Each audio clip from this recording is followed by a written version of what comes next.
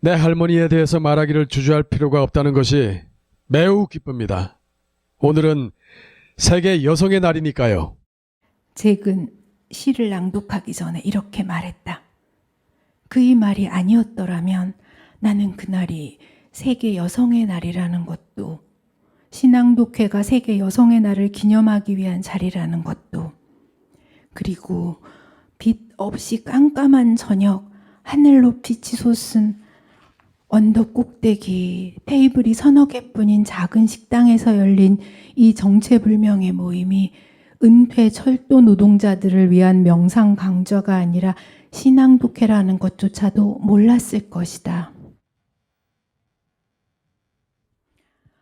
물론 나는 잭이 누군지도 몰랐고 제대로 된 겉옷 대신 판초와 담요 등을 걸치고 모여있는 30명 남짓한 사람들 중 그 누구도 알지 못했으며 그들도 나를 모르는 것 마찬가지였다. 그런데 나는 어떻게 여기에 있게 되었을까?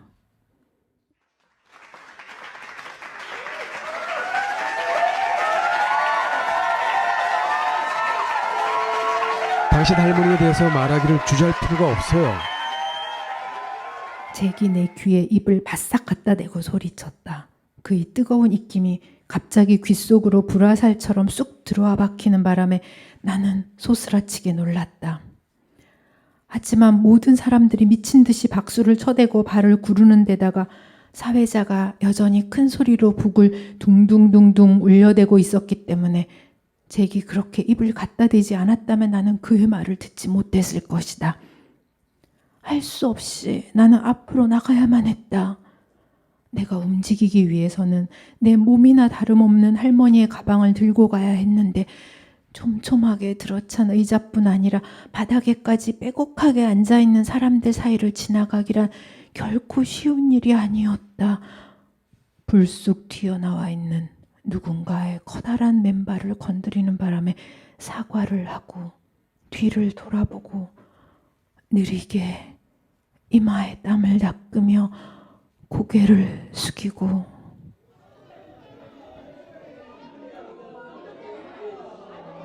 내가 할머니를 마지막으로 본 건 30년 전이었습니다.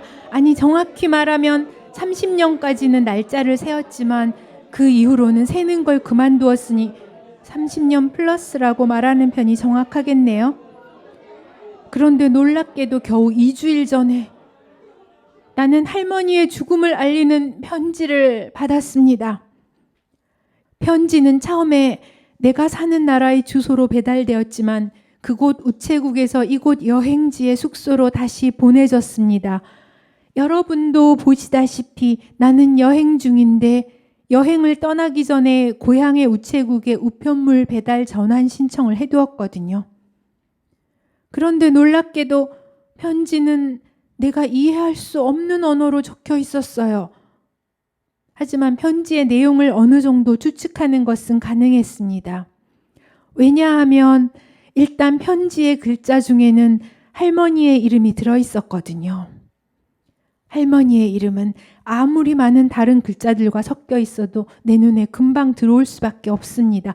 왜냐하면 할머니의 이름은 내 이름과 똑같으니까요. 봉투에 적혀 있는 수신인, 바로 그 이름 말이죠. 그런데 편지 속 할머니의 이름에는 십자가 표시가 되어 있었고 날짜와 시간이 나와 있었어요. 그래서 나는 비록 편지를 읽을 수는 없었지만 내용을 금세 짐작할 수 있었습니다. 말하자면 할머니가 죽었고 그래서 장례식이 열릴 예정이니 할머니의 유일한 후손인 나를 장례식에 초청하는 부고라고 말입니다.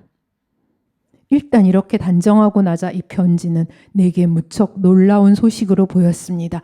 할머니가 죽어서가 아니라 할머니가 이제야 죽었다는 것 때문이죠. 내 기억에 의하면 할머니는 30년 플러스 전에도 거의 100살은 되어 보였거든요. 물론 내가 너무 어려서 잘못 판단했을 수도 있습니다. 어린 시절에는 27살이 넘은 어른은 무조건 노인으로 보이는 법이니까요.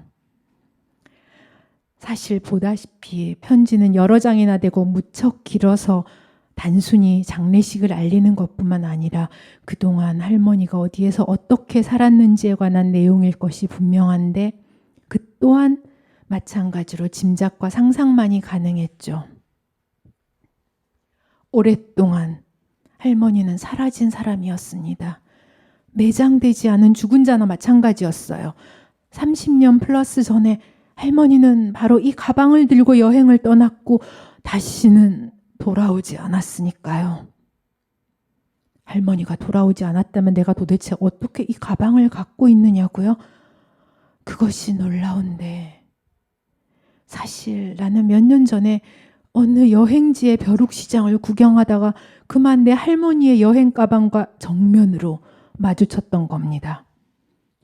그 순간 나와 여행 가방은 동시에 놀라서 비명을 질렀죠. 절대로 잘못 본 게 아니에요. 할머니의 가방이 맞아요.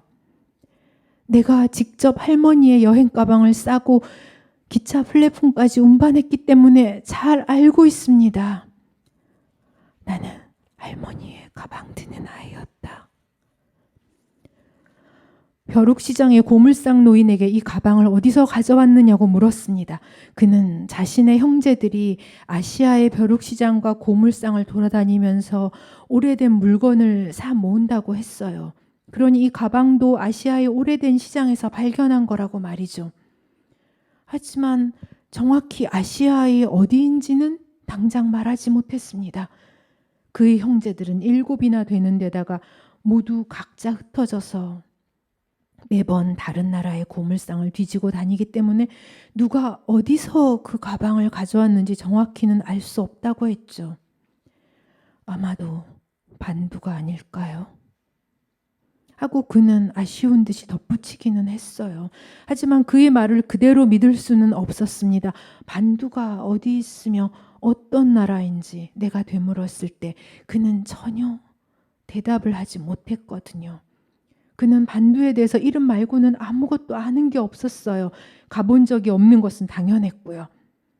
하지만 그가 가방을 어디서 구했건 그건 사실 내게는 중요하지 않았죠. 난 가방을 쓰다듬었고 그래서 그것이 정말로 할머니의 가방인 것을 확신했답니다. 그래요. 아주 좋은 시절에만 있던 아름다운 옛날 물건이죠. 마치 낡은 캐비넷처럼 차갑고 딱딱하고 부딪힐 때마다 요란한 소리가 나고 바퀴도 달려있지 않으며 게다가 불필요하게 크기까지 했어요. 이미 오래전부터 이런 종류의 가방은 더 이상 여행자의 손에 들리지 않았고 아주 간혹 사막 유복 부족의 텐트에서 이동식 옷 보관함으로 사용되는 것을 내셔널 지오그래픽 잡지에서 본 적이 있을 뿐이죠. 그런데도 벼룩시장의 고물상은 눈이 튀어나올 만큼 비싼 가격을 불렀습니다. 내가 이 가방을 무조건 사고 싶어 한다는 것을 쉽게 알아차렸으니까요. 여기서 문득 궁금한 것이 가난한 여행자인 내가 무리를 해서까지 이 가방을 사야만 했던 타당한 이유가 있을까요? 설사 이것이 30년 플러스 전에 사라진 진짜 내 할머니의 가방이 맞다고 해도 말입니다. 게다가 이렇게 불편하고 번거로운 데다가 안타깝게도 더 이상 예전처럼 아름답지도 않습니다. 하지만 그 문제는 그냥 나 스스로를 위한 질문이고 지금 이 자리에 여러분에게는 크게 중요하지 않을 테니 그냥 넘어가기로 하죠. 벼룩시장에서 할머니의 가방을 발견한 뒤로 나는 어디나 늘 할머니의 가방을 갖고 다녔습니다. 간혹 내가 형체를 상실한 물과 같다고 느낄 때 나는 할머니의 가방 안에 들어가 누웠습니다. 놀라운 일이죠. 기나긴 세월이 거의 한 사람의 반생과도 같은 세월이 흘렀는데 여전히 할머니의 가방은 내가 3명이나 들어갈 수 있을 정도로 크니 말입니다. 혹은 그 의미는 내가 그만큼이나 전혀 잘하지 않았다는 뜻일까요? 어쩌면 내가 이해할 수 없는 이 편지에는 할머니가 반도 언덕의 여왕이었다고 적혀 있을지도 모르지만 그게 무엇이든 간에 나는 편지에 적힌 것을 그대로 다 믿지는 않습니다. 할머니의 세계는 내가 도저히 이해할 수 없는 달의 자연과 도저히 이해할 수 없는 성분의 우주로 이루어져 있는 건 맞지만 그렇다고 해서 외국에서 온 편지를 어휘 하나하나까지 그대로 다 신뢰할 수는 없으니까요. 내가 가방을 플랫폼으로 끌고 갔을 때 할머니는 이미 객실 안에 자리를 잡았고 기차는 막 떠나려는 참이었습니다. 차창은 커튼으로 반쯤 가려져 있었는데 할머니 곁에는 제복을 입은 차장이 서 있는 것이 보였죠. 나는 가방을 들고 기차에 올라타려고 했으나 어딘가에서 번개처럼 나타난 객실 사환이 기차 안에 선 채로 손을 뻗어 내게서 가방을 받아들었습니다. 그리고 안으로 사라져 버렸어요. 벨이 울렸고 기차가 움직이기 시작했습니다. 처음에는 아주 느리게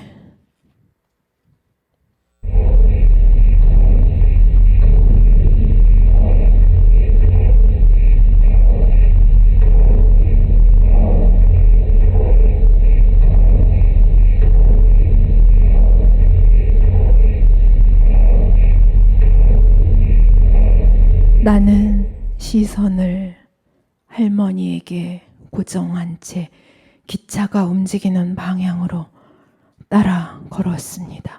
할머니가 나를 봐주기를 원했습니다. 그 순간처럼 누군가가 나를 바라봐 주기를 원한 적이 없었어요. 내 얼굴은 바로 그날 아침 내가 들고 있던 액체 구두약병처럼 간절하게 길고 좁은 모양으로 변했습니다. 할머니는 얼굴을 반대편으로 돌리고 차장과 이야기를 나누고 있었습니다. 기차가 점점 더 빠르게 움직이기 시작했으므로 나는 곧 뛰다시피 빠르게 걸어야 했죠. 할머니는 모슬린 장갑을 벗고 차장이 건네주는 유리잔에 든 맑은 액체를 마셨습니다. 그동안 차장은 쟁반을 들고 기다리고 있었죠. 더운 날이었을까요? 나는 이미 온몸이 흠뻑 땀으로 젖었으나 개의치 않고 걸음을 더욱 빨리 했습니다. 할머니에게 하고 싶은 말이 있었기 때문에 마음이 아주 급했습니다. 잠시 뒤면 플랫폼이 끝나버리고 나는 더 이상 기차를 따라 달릴 수조차 없게 될 테니까요. 할머니는 빈잔을 차장에게 건넸고 차장은 허리를 굽혀 절한 다음 할머니의 객실을 나갔습니다. 할머니는 비쳐 들어오는 햇살을 가리기 위해 커튼을 닫으려는 몸짓을 하다가 기차 곁에서 달려오는 나를 발견했습니다. 그 순간 할머니의 표정이 어땠는지 지금은 생각나지 않아요. 단지 그날 하루 종일 생각하고 또 생각한 말을 할머니에게 전하기 위해 필사적으로 입술을 움직였다는 기억밖에는 할머니, 나를 데려가줘요. 나를 가방에 넣어줘요. 그렇지 않으면 난 구두약을... 난 도대체 무슨 말이 하고 싶었던 걸까요? 하지만 그게 무엇이든 말 비슷한 걸 할 수 있는 순간은 아주 짧았고 번개처럼 입술이 한번 달싹거리고 눈꺼풀이 반사적으로 떨리는 시간보다 훨씬 더 짧았고 플랫폼은 끝나버렸으며 기차는 로켓처럼 빠르게 역을 떠나버렸습니다. 나는 좁고 긴 얼굴로 기차가 떠난 방향을 향해 휘청거렸습니다. 모든 것이 간절한 채로 뒤에 남겨졌죠. 예전부터 나는 언젠가 자라서 임신을 하게 되면 기차에 뛰어들어야겠다고 마음먹고 있었습니다. 소설이나 잡지를 읽으면 종종 여자들이 그렇게 하니까요. 물론 언젠가 먼 미래에 만약 임신을 하게 되면 말입니다. 하지만 그날 오전의 햇살이 번뜩이는 환한 플랫폼 위에서 나는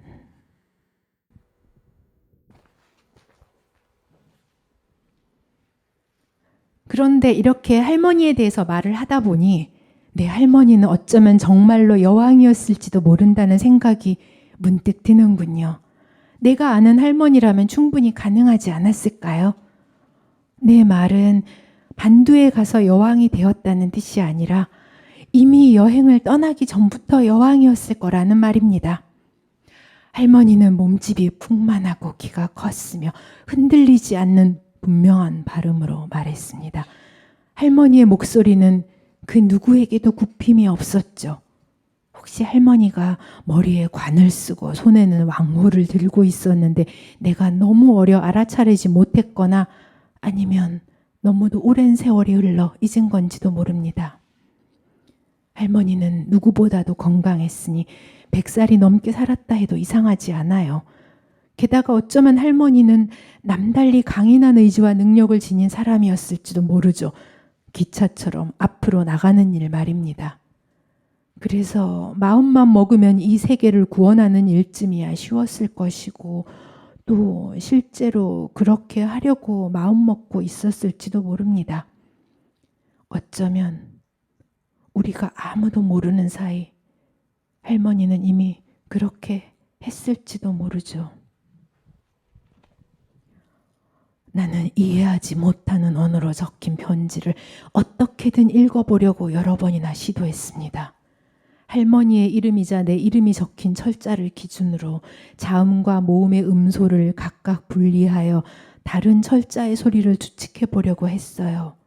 그래서 어느 정도 들어맞는 모종의 발음 규칙을 발견했다고 생각했고 그걸 토대로 한 글자 한 글자마다 갖는 고유한 소리를 찾았다고 믿었습니다. 그리고 각 소리에 가장 어울리는 의미를 내 상상으로 만들어 채워 넣었습니다.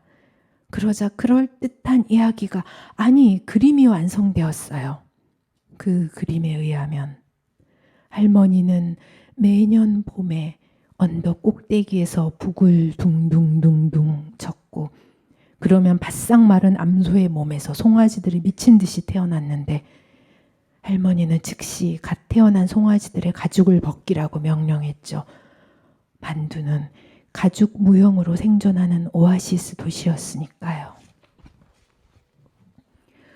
물론 외국에서 온 편지를 어휘 하나하나까지 그대로 신뢰할 수는 없다고 생각하지만 지금은 내가 소리를 토대로 하여 상상으로 해독한 편지의 내용을 그대로 옮길 수밖에 없군요. 그러니 설사 오류가 있다고 해도 아마도 반드시 그렇겠지만 이해해 주시기 바랍니다. 할머니는 생의 마지막까지 그곳 반두 언덕의 가장 높은 평평한 고원에서 살았어요. 살짝만 까치발을 들면 구름 속으로 고개를 집어넣을 수도 있을 만큼 높은 곳이죠. 할머니는 반두의 외로운 고원 가장자리 노간주 나무와 송아지 가죽으로 만든 오두막에 살면서 언덕 아래 너른 굴짜기와 계곡 너머 평원을 벼랑 위의 독수리 둥지를 물이 말라버린 강바닥과 끝없는 구름과 낮은 언덕들 슬픔의 혓바닥으로 암염을 핥는 말라빠진 암소들을 내려다보았다고 해요. 할머니는 왜 나에게 엽서 한 장도 보내지 않았을까요? 할머니는 그곳에서 혼자였을 텐데 말이에요. 낮에는 그늘 하나 없는 언덕 위로 정수리가 벗겨질 만큼 따가운 햇빛이 내리쬐고 밤이면 얼음덩어리로 변한 바위가 터져버릴 만큼 기후는 냉혹한데 할머니는 매일 밤 꿈속에서 남쪽 평원 저 멀리서부터 서서히 다가오는 송아지 가죽 중계상인 무리의 자욱한 먼지 구름을 보았다고 해요. 할머니는 30년 플러스의 세월 동안 반두 언덕 위에서 살다가 그 자리에서 죽었습니다. 할머니는 빈손으로 반두 언덕으로 왔고 죽을 때도 마찬가지로 아무것도 남기지 않았다는군요. 할머니의 몸은 노간주 나무와 송아지 가죽과 함께 태워질 거예요. 반두 언덕에는 나무라고는 한 그루도 없지만 끊임없이 몰아치는 광폭한 바람이 평원 너머 머나먼 숲에서 실어오는 노간주 나무 가지들을 모아 불을 붙이는 거죠. 그러면 눈앞을 자욱하게 가리는 흰색 연기가 솟구치면서 숨막히는 짙은 향기가 피어나요. 처음에 나무에 불이 붙을 때는 아직 남아있는 숲의 습기와 안개와 이끼, 벌레의 알과 미생물, 짐승의 오줌과 어린 동물의 털을 태우는 독한 냄새가 은은한 사양 냄새와 섞여 풍기지만 그것은 곧 나무 껍질이 연소하는 매콤하고 달콤한 향으로 변해가고 껍질이 속까지 다 들어가기 시작하면 사이프러스 향과 흡사해지는데 그때 노간주의 초록 이파리를 불꽃 위로 살짝 뿌려주면 순간적으로 코를 찌르는 쑥냄새, 축축한 도마뱀과 풍뎅이 냄새, 비누 냄새가 퍼지다가 어느 순간 기름에 담근 진한 달맞이꽃 이파리와 신경 독버섯 냄새가 살짝 피어오르면서 이때부터 사람에 따라서는 두통과 환각이 나타나기도 하고 마침내 이 모든 냄새가 각각 따로따로 혼재하는 자욱한 연기 속 어느 특정한 지점에서 정신이 혼미해질 만큼 관능적인 시베트 향이 한 줄기 초록 광선처럼 날카롭게 뻗어나오며 드디어 살이 타기 시작해요. 그 향기는 수십 킬로미터 밖에서도 맡을 수가 있답니다. 독수리들이 몰려들어요. 독수리들은 기회를 노리며 공중을 빙빙 돌아요. 노간주 나무 너미는 불꽃 없이 흰 연기만으로 속으로 타들어가는데 할머니는 가방도 없이 떠나는군요. 할머니는 여왕이 되었다가 아무도 알아차리지 못하게 세상을 구원한 다음 연기가 되었고 마침내 대머리 독수리가 되었어요.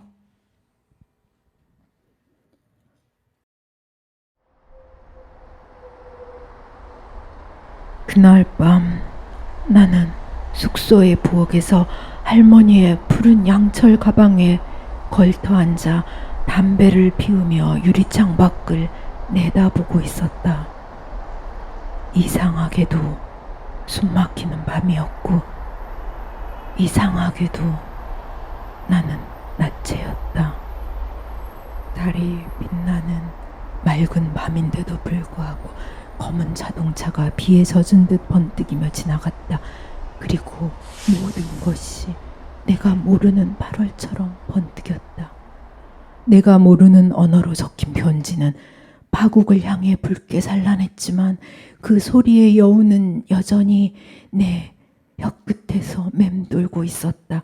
그것은 나와 같은 이름을 가진 소녀에 관한 길고 늙고 8월처럼 번뜩이는 한없이 섬뜩하고 한없이 음란한 편지였다.